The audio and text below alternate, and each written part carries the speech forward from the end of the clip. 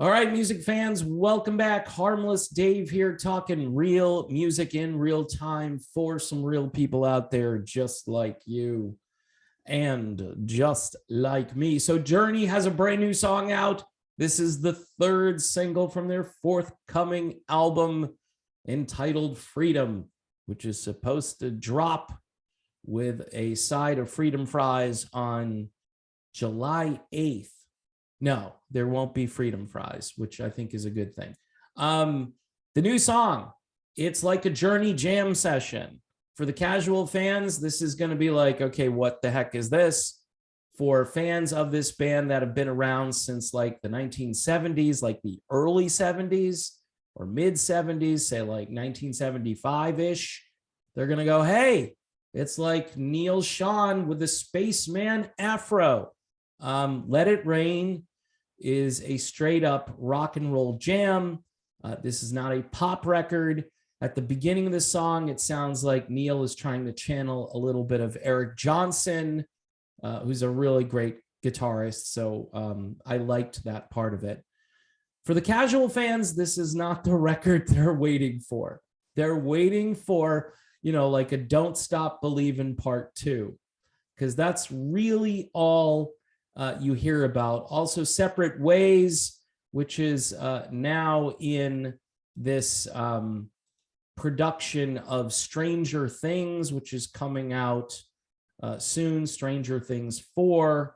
Apparently, Steve Perry loved the remix and called whoever remixed and said, how did you guys do that? And then by the end of the conversation, they found out it was Steve Perry.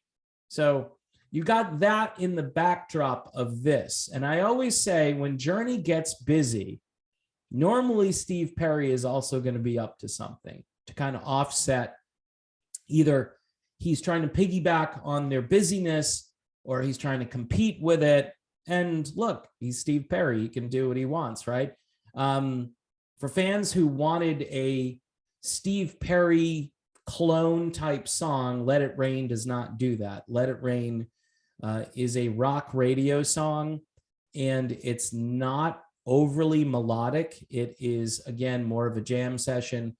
As far as the 3 songs that have been released so far, I tend to like the second song, the one they released a few weeks ago called You Got the Best of Me. The Way We Used to Be, which came out last summer, I like it and I don't like it. I mean, it hasn't aged well for me.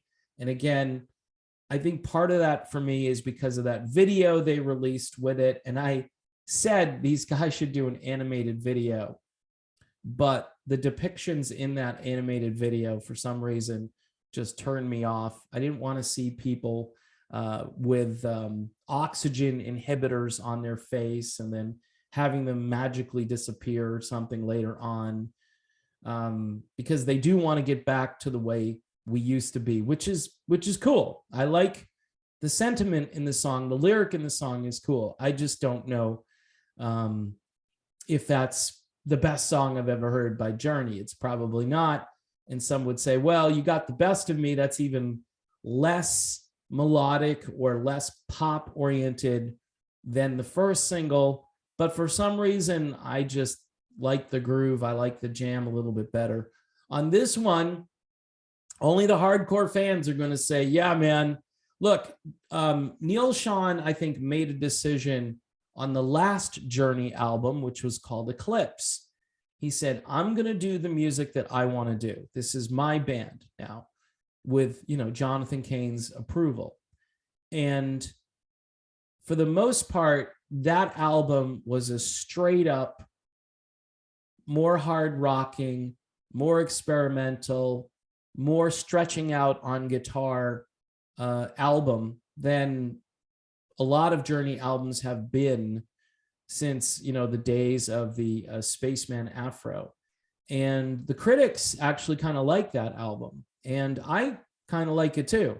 Not because the critics like it, but look, the critics don't like, for the most part, they never liked the Steve Perry Journey in their prime days. They just didn't like that era. And it's funny that Journey got into the Rock and Roll Hall of Fame. They had to get into the Hall of Fame. They're just too, that song, that one song is just too big for them not to be in. It's like a Bohemian Rhapsody, right? So, the band can kind of operate off of that goodwill that they have with the pop culture.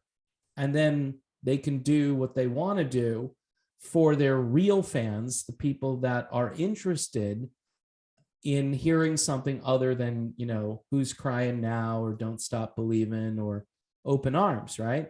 I mean, I'm one of those people. So it was good to hear Let It Rain.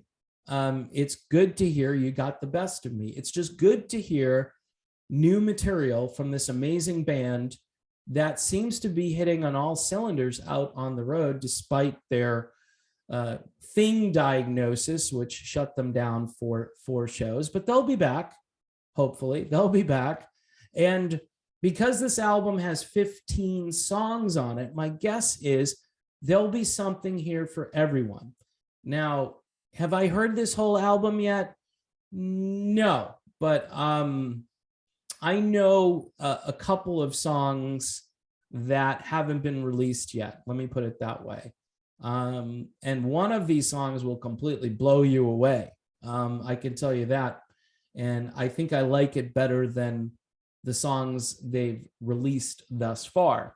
This is a really decent album, and I think there was a lot of effort put into it. And I think at the end of the day, it's going to be a great value for somebody who wants to go out and make a purchase. If you're a Journey fan, the album artwork is really awesome, a total throwback to their heyday. And, everybody loved, like, I had the Captured Live album, and I would just stare at that album cover all day long. It's just such a suitable for framing, but some people are going to say, well, it's not the packaging. It's not any of that stuff. It's really just about the music. And I say it's all of the above. Obviously, the music is what gets you into any of these bands that you've been listening to your whole life, right?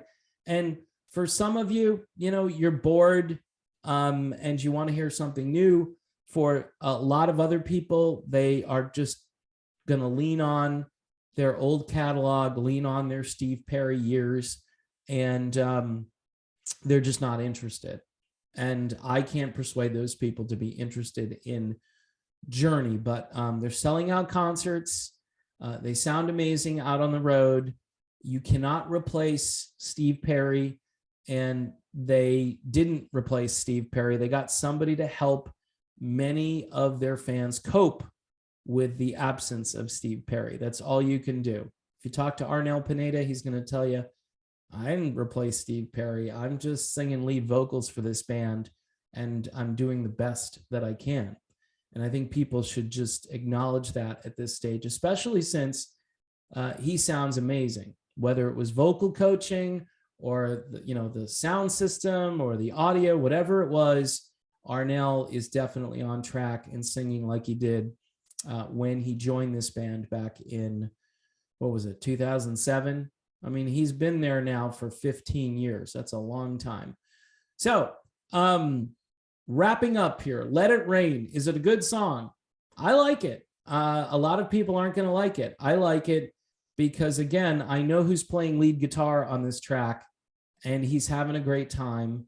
And you've got Arnel doing a little bit of Steven Tyler or Axl Rose, not necessarily trying to sound like those guys, but being real gritty, which is a good thing to have in a vocalist who can be kind of a chameleon and adapt.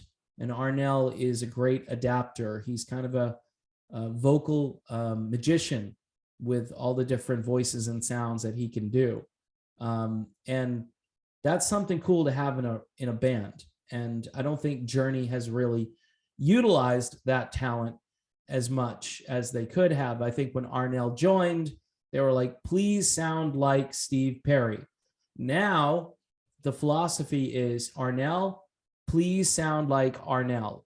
And I think psychologically, that is probably what's freed him a bit from those struggles that I think he was having. I think now he is so much better out there, and it's good. It's a great story. No matter how much you love Steve Perry, you have to admit this rags to riches story, this man from the Philippines who is singing in dive bars is now fronting one of the world's greatest rock bands ever. So kudos to Arnell. Kudos to Neal and John for putting together an album with 15 songs. I will be purchasing this album. I might even get the vinyl. I think I'm going to get a vinyl copy and a CD copy. And if I had a cassette player still in the car, I think I would grab a cassette copy if there was one. But I urge everybody who loves this band to support this band. Go out and get tickets. The second leg of their tour, I'm sure the tickets will be selling fast and furious since 4 dates were canceled. And then cross your fingers that the band is able to continue touring during these very uncertain times when it comes to the concert industry. They really need to figure out a way to handle this better. All right, that's my video done. Let it rain out there. Stream it, listen to it, love it, and wait for the rest of it, because it's going to be a great album when it's finally released on July the 8th.